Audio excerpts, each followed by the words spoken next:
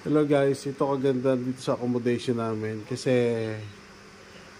glass dito sa may harap para makita mo yung mga view. So we are here in 10th floor. So yung pamosong building ng Louis Vuitton is hindi ko alam, kagabi ko lang na-discover na dito pala. Sige, yan mo. So pag sumisinag yung araw, pwede mong iangat.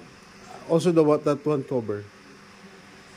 That one cover, this one, up, the two, black and ano, so yan.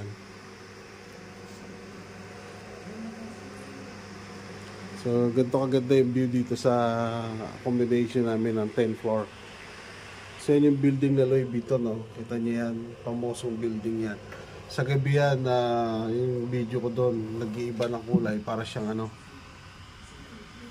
para siyang laba. So napakalaking bagay na nakita mo yung ganitong mga building na kakaiba talaga. So ganda ng view namin dito sa 10th floor. Dito mismo sa may Hyatt Hotel, Tokyo. So we cannot transfer to another Hyatt. Hindi ko lang alam yung location, nandun yung mga anak ko. So yun, pagka mainit ang araw, pwede mo ibaba.